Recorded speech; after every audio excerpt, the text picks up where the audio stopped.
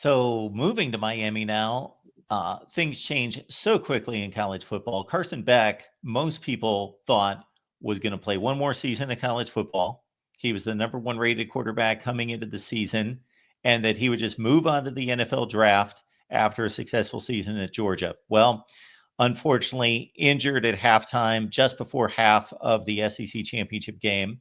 Who knows how he's assessing his situation in Georgia that caused him to enter the transfer portal. Of course, Gunnar Stockton stepped in, filled in admirably. He didn't light it up, but certainly the offensive line had issues at Georgia.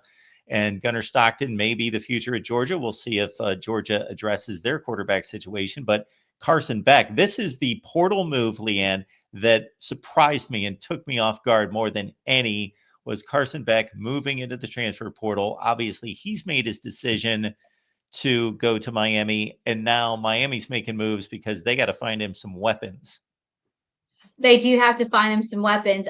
This is, like we said, as the portal has kind of died down, there's always action going on. But this is something I wanted to include, Mark, and you kind of seen it in the last couple segments, are the portal wins of the week. The portal wins right now. There's a lot of big teams making big moves, but again, what I always say when you hit the transfer portal, are you replacing where you've lost big numbers of players like we've talked about it, Mississippi State losing 23s? Are you reloading with players that are going to make an instant impact? And my portal win of the week is South Florida. It's definitely popping in South Florida. Mario Cristobal, again, didn't have the season that he intended, but definitely is trying to replace, and he made a statement.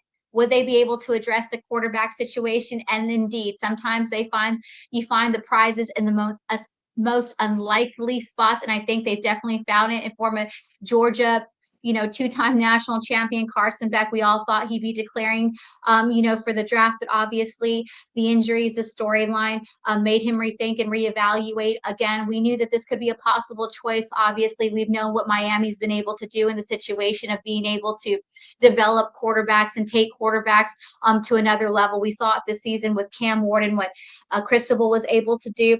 Again, but you can have an outstanding quarterback. The question is, I think that everyone's waiting to see in the offseason heading into the next season is which Carson Beck are they going to get? Which Jekyll and Hyde are they going to get? Are they going to get the 2023 Carson Beck, or are they going to get the 2024 Carson Beck?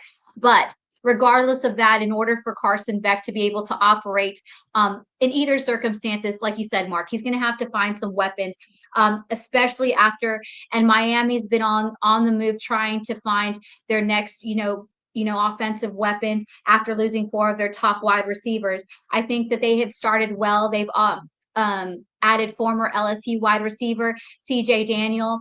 I think he's going to be a great addition. And as far as the quarterback room, a kid that we've talked a little bit about on the high school circuit is Miami signing Luke Nickel. He'll be joining the Canes already on campus as an early signee and enrollee, but he also has a brother who is a tight end at UAB who is going to be joining his brother in that backfield. So I think that that's also another interesting move. Nickel had a great year, obviously, at Milton, Georgia, coming off a successful season, Max Preps All-American, all sorts of accolades. And now his brother, who was at University of UAB, is going to be joining Miami. So as a tight end, so I think that that's definitely to a good starting point to be able to help build an arsenal for Carson Beck. Obviously, after Miami's lost 4 of its 4 top receivers. And again, on the other side of the ball, you got to have balance. Nowadays, you can't just have an elite offense or just an elite defense. You got to find a way to balance them. And Mario Cristobal definitely, the defense needed a makeover, no question, down in South Florida.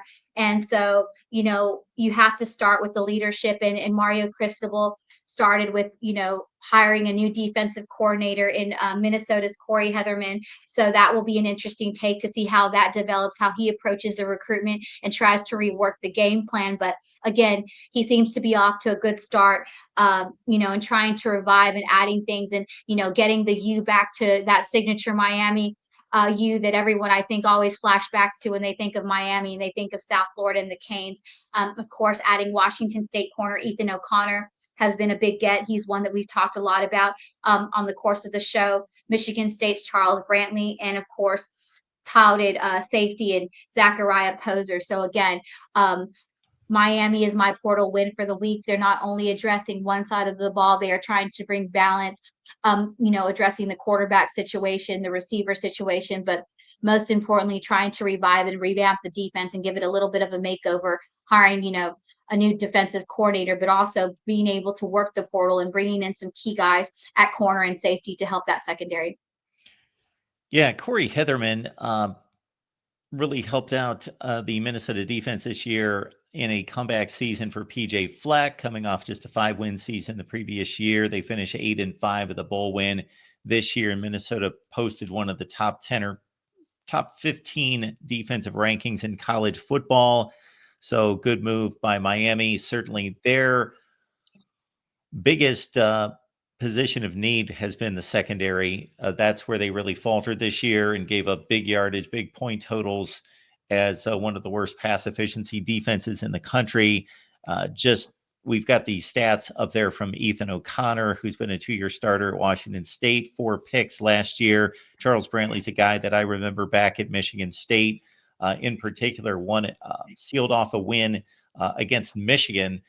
The only game that Michigan lost in the Big Ten over the course of 3 years ended when Charles Brantley played off of his man, read the coverage, and was able to jump the route and intercept Cade McNamara to close off a Michigan State win over Michigan back in 2021. So big moves by Miami, and they knew that they needed to make those moves in the secondary to improve from their 2024 near miss of the college football playoff.